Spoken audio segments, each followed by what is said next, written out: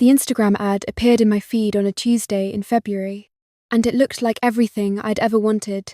A photo of students sitting at a café table in what looked like Florence, the Duomo visible in the background, everyone laughing and holding colourful Italian drinks. The caption read, "Study abroad in Florence. Summer 2024. Small groups. Immersive experience. University credit. Limited spots available." I clicked through to the profile Florence Immersion Study Abroad. The page was filled with gorgeous photos of students exploring Italian cities, sitting in lecture halls with Renaissance art on the walls, cooking classes in Tuscan villas. The testimonials were glowing. Best experience of my life. The professors were amazing and I made friends I'll have forever. Sarah M., UCLA. FIS made studying abroad accessible and affordable. I can't recommend them enough. Michael T., Boston University. Everything looked legitimate. Professional website, detailed program information, even a physical address in Florence. I'd been dreaming about studying abroad since freshman year, but my state school didn't have many affordable options. Most programs cost $15,000 to $20,000 for a semester, way more than I could afford. This program was $8,000 for 8 weeks in the summer, including housing, classes, and some excursions.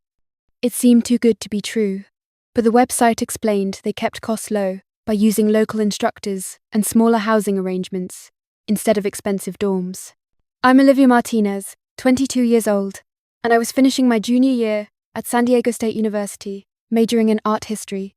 I'd spent 2 summers working full-time as a server to save money, always with the goal of studying abroad. I'd saved $6,000, and I knew my parents would help with the rest if I found the right program. This felt like the right program. Florence, the heart of Renaissance art. 8 weeks studying exactly what I loved, at a price I could actually manage. I filled out the application that night. Within 24 hours, I received an email from Maria Rossi, program director, saying I'd been accepted and needed to pay a deposit of $2,000 to secure my spot. I should have done more research. I should have called the university partnerships they claimed to have, verified the address, looked for reviews outside their own website. But I was excited and scared someone else would take my spot if I waited too long. I paid the deposit. Over the next 2 months, I received regular emails from Maria with program updates, packing lists, information about the classes I'd be taking. Everything seemed organized and professional. The communication was frequent enough to feel legitimate, but not so constant that it felt pushy. In April, they requested the remaining $6,000. I'd saved another $1,000 from my serving job, got a $2,000 loan from my parents, and put the rest on a student credit card, telling myself I'd pay it off with my summer job after I got back. The program sent me a housing assignment, an apartment near Piazza Santa Croce that I'd share with 3 other students. They sent me contact information for my roommates. I reached out to them via the email addresses provided, and they responded enthusiastically, sharing their excitement about the program. Everything checked out. I had housing, roommates, a detailed syllabus for my classes, even a student ID number. My parents drove me to the airport on May 28th. I was flying into Rome, then taking a train to Florence where program staff would meet me at the station. I'd packed 2 suitcases full of summer clothes, art supplies, and the guidebooks I'd been reading obsessively for months. "I'm so proud of you," my mum said at the airport, hugging me tight. "Take lots of pictures. Learn everything you can. And be safe," my dad added. "Call us when you land." I boarded the plane, feeling like my life was finally beginning. This was the experience that would define my college years, the adventure I'd been working towards since freshman year. The flight was long, but I was too excited to sleep. I watched 3 movies, read my Italian phrase book, imagined myself sitting in a cafe drinking espresso, and sketching the architecture around me. I landed in Rome at noon local time, made my way through customs, and caught the train to Florence. The program had sent detailed instructions: take the train to Santa Maria Novella station, exit the main doors, look for someone holding a FIS Study Abroad sign. The train ride was beautiful. Italian countryside rolling past, small towns with terracotta roofs, everything looking exactly like the photos I'd been staring at for months. I arrived in Florence at 3 in the afternoon. dragging my 2 suitcases through the crowded train station. I scanned the crowd for someone holding a sign. No one. I waited for 30 minutes, checking my phone constantly, even though my international plan wasn't activated yet, and I could only use Wi-Fi. No one came. I found Wi-Fi in a café near the station and emailed Maria. I'm at the station. Where should I meet the program staff? No response. I pulled up the address for the program office that had been listed on the website Via dei Servi, 15. I showed a taxi driver, who nodded and drove me through narrow Florence streets to an old building near the Duomo. The building was beautiful, classic Florentine architecture, shuttered windows, a heavy wooden door, but there was no sign for Florence Immersion Study Abroad, no directory listing them. I pressed buzzers for different apartments. An elderly woman answered one, speaking rapid Italian I couldn't understand. I tried my broken Italian to ask about the study abroad program. She shook her head, said something, and closed the door. I tried the other apartments. No one had heard of FIS. No one knew anything about a study abroad program. My stomach started to sink. I found a cafe with Wi-Fi and pulled up the FIS website on my phone. I tried calling the phone number listed. It went straight to a generic voicemail that didn't mention the program by name. I emailed Maria again, more urgently this time. I'm at the address, but there's no office here. Where should I go? How do I check into my housing? I emailed the roommates I'd been corresponding with. None of them responded. I sat in that cafe for 2 hours, my suitcases beside me, refreshing my email over and over, trying not to panic. Around 6 p.m., the truth started to become undeniable. There was no program. The office didn't exist. The roommates weren't real. I'd been scammed. I'd paid $8,000 for a study abroad program that didn't exist. I was alone in Florence with 2 suitcases, limited Italian language skills, and nowhere to go. I called my parents. It was early morning in California. My mum answered, voice worried. Olivia? Is everything okay? Did you make it? I started crying. Mum, I think I've been scammed. The program isn't real. There's no office, no housing, nothing. I'm just sitting in a cafe, and I don't know what to do. She put me on speaker so my dad could hear. They asked questions I didn't have answers to. What was the exact website? Who had I been emailing? Did I have any documentation? We need to call the police, my dad said. Both there and here. This is fraud. But first, I needed a place to stay. My parents helped me find a hostel near the train station that had availability. I checked in, dragging my suitcases up 3 flights of stairs to a room with 6 bunk beds and backpackers from around the world. I lay on the bottom bunk and cried. $8,000. Gone. No program, no classes, no Italian art history experience. Just me alone in a foreign country, scammed and humiliated. The next morning, I went to the local police station. My Italian was barely functional, but I managed to explain that I'd been the victim of a scam. The officer spoke some English and helped me file a report. He seemed sympathetic, but not optimistic.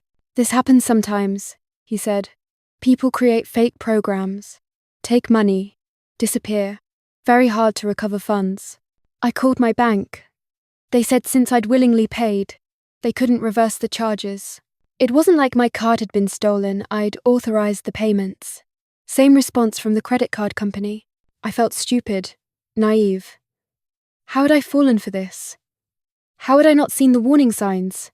Sitting in the hostel that night, I did what I should have done months earlier. I really researched Florence Immersion Study Abroad, not just looking at their website, but searching for reviews, complaints, any mention of them outside their own controlled content. That's when I found the Reddit post. PSA, Florence Immersion Study Abroad is a scam, posted 2 months earlier in a study abroad subreddit. The poster detailed the exact same experience, Instagram ad, professional website, paid $8,000, arrived in Florence to find nothing existed.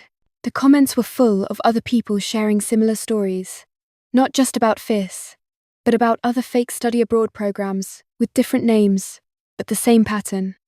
Beautiful social media presence, testimonials that sounded real, legitimate-looking websites, and then nothing when students actually showed up. I created a Reddit account and posted my own story. Within hours, I had responses. This happened to me too. I'm supposed to start FIS next week. I already paid. What do I do? I was going to apply to this program. Thank you for sharing. You might have just saved me from the same scam. There's a Facebook group for victims of study abroad scams. You should join and connect with others. I found the Facebook group Study Abroad Scam Victim Support. It had over 200 members, all people who'd been scammed by various fake programs. Some had lost thousands of dollars. Some had actually traveled to their destination like me, only to find nothing there. I joined and posted my story. Within a day, 5 other people responded, saying they'd also been scammed by Florence Immersion Study Abroad, specifically. We started a group chat. There was Kayla from Oregon, who was supposed to start the program in 2 weeks. She'd already paid her full $8,000. Marcus from Texas, who'd been scammed last summer and had been trying to track down the scammers for months with no luck. Emma from New York. Sarah from Ohio. David from Illinois. 6 of us, all scammed by the same fake program. We need to figure out who's behind this, Marcus said in the chat. I've been researching for months. I think there's a whole network of fake programs run by the same people. He'd found connections between multiple fake programs, similar website designs, overlapping testimonial photos, connected social media accounts. Whoever was running FIS was also running at least 3 other fake study abroad programs targeting different cities: Barcelona, Rome, and Prague. Have you reported this to authorities? I asked. Yes. FBI, local police, everyone I could think of. They say it's hard to prosecute because the scammers are probably operating from overseas, using fake names and VPNs to hide their location. But Marcus had managed to trace some of the payments. The bank accounts receiving our money were registered to a company in Panama, but the IP addresses used to manage the bank accounts occasionally trace back to locations in South Florida. I think they're actually based in Miami, Marcus said. I hired a private investigator with money from a GoFundMe. He's been tracking them. Over the next week, while I was stuck in Florence trying to figure out what to do with my plane ticket home that wasn't for another 7 weeks, our group of 6 grew to 32 people, all victims of FIS, or the connected programs, all scammed out of thousands of dollars. We compiled everything, every email, every payment receipt, every piece of communication we'd had with Maria Rossi and other program representatives. We organized it all in a shared Google Drive. Marcus's private investigator, a man named Tony Rodriguez, who specialized in fraud cases, found something crucial. The domain for the FIS website had been registered using a proxy service, but the payment for that registration had been made from an account linked to a man named Robert Sullivan in Fort Lauderdale. Tony did more digging. Robert Sullivan had a history of fraud. He'd been arrested 5 years earlier for running a fake college accreditation scam. He'd served 2 years in prison and been released on parole. That's our guy, Tony told us on a group video call. Sullivan is running these fake study abroad programs. He probably has a partner or 2 helping him, but he's the mastermind. Armed with this information, we went back to the FBI, but this time, instead of individual reports, we had 32 victims, documented evidence of a systematic fraud operation, and a suspect name. The FBI took us seriously this time. They opened an official investigation. Tony continued his work, tracking Sullivan's movements, finding more evidence. He discovered that Sullivan and 2 associates, his brother James Sullivan and a woman named Patricia Chen, were running the scam from an office in a strip mall in Fort Lauderdale. They'd been operating for 3 years, running multiple fake study abroad programs, scamming an estimated 500 students out of over $4 million total. The FBI raided their office in July. They arrested all 3 of them, seized computers, bank records, everything. The news broke on local Florida news stations first, then picked up nationally. FBI busts multi-million-dollar study abroad scam. Our group chat exploded with celebration and relief. But getting our money back was a different challenge. The Sullivans and Chen had spent most of what they'd stolen: luxury cars, expensive vacations, a house in the Bahamas. The FBI was working to recover assets, but realistically, most victims wouldn't get full restitution. Our group of 32 decided to file a class action lawsuit against the Sullivans. We found a lawyer willing to take the case on contingency. The lawsuit sought damages not just for the stolen money, but for emotional distress, lost educational opportunities, and more. The case took 8 months. In March, the Sullivans and Chen pleaded guilty to wire fraud, mail fraud, and conspiracy. They were sentenced to between 5 and 10 years in federal prison and ordered to pay restitution to victims. The restitution fund, after recovering what assets could be seized, totaled about $1.2 million. Split among 500 victims, it meant most of us got back about $2,400. For me, that was 30% of what I'd lost. Better than nothing, but I was still out $5,600. The remaining balance on my student credit card, the debt to my parents, the lost summer that I'd spent working to save for an experience that never existed. But the money wasn't really the point anymore. The point was that we'd caught them. We'd stopped them from scamming more students. We'd turned individual victims into a collective force that brought down a criminal operation. Our group chat stayed active. We supported each other through the legal process, shared updates, celebrated the guilty verdicts together. Some of us became real friends. Kayla and I visited each other. She came to San Diego. I went to Portland. We'd bonded over something terrible, but the friendship that came from it was genuine. Marcus started a non-profit organization to help other study abroad scam victims. He created a database of known fake programs, warning signs to watch for, resources for reporting and recovering from scams. I volunteer with the organization now, helping vet legitimate programs and educating students on how to avoid what happened to us. I never did get my summer in Florence studying art history, but I learned different lessons that summer. About fraud, about resilience, about the power of people coming together to fight injustice. I'm 23 now, graduated from SDSU last spring. I work at a museum in San Diego, still pursuing my love of art history, saving money for a legitimate study abroad program that I'll research thoroughly before committing to. The experience made me more cautious, more skeptical, but also more determined. I could have let the scam break me, could have come home from Florence and given up on ever studying abroad.